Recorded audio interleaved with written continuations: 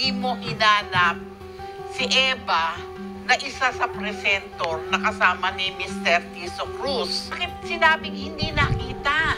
Hindi ka tanggap-tanggap. Nagsalita na ang veteran actress na si Divina Valencia, isa sa mga nakatabi ng kapwa veteranong actress na si Eva Doreen sa Famous Awards, kung saan nagkaroon ng issue ang biglaang pagpalit kay Miss Eva bilang presenter na magiging kapartner sana ng aktor na si Tiso Cruz III.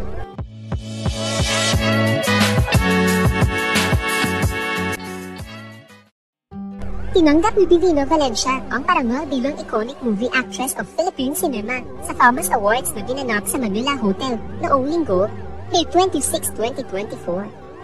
Para sa actress ay malaking kataruntaduhan ang binigay na dahilan ng pamunuan ng Famous na hindi raw nila makita si Eva Doreen sa loob ng venue, kaya raw pinalitan nila ito bilang award presenter. Ani Divina ay nasaksihan niya ang mga pangyayari sapagkat magkasama sila ni Eva sa iisang mesa at magkatabi sila ng upuan. Kasama rin nila sa mesa ang isa pang veteranang actress na si Marisa Delgado.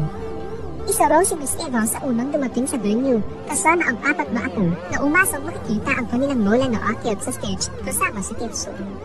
Napakakitid raw ang ibibigay na dahilan ng pamunuan ng Fama sa nangyari at ginawa lamang upang makagawa ng dahilan matapos na masaktan ang damdamin ni Miss Eva.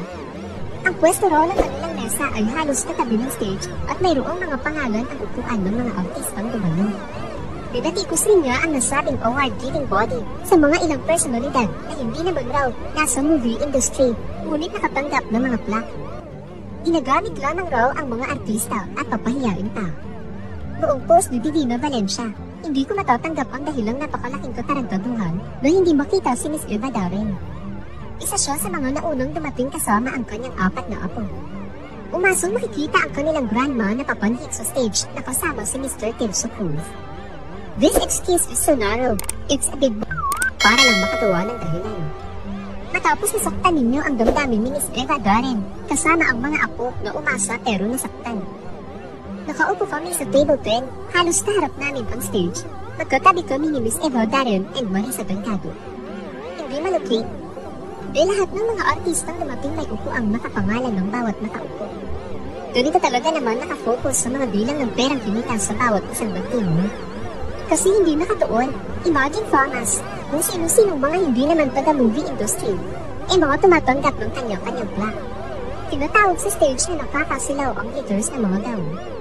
Mga gumastos kung sino-sino, wala namang kilalaman sa showbiz. May gali-hali call.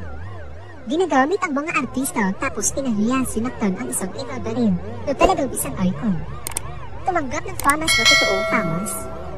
Dahil lang di ko matanggap kahit 10 times pa kayong mag-sorry. Damage has been done.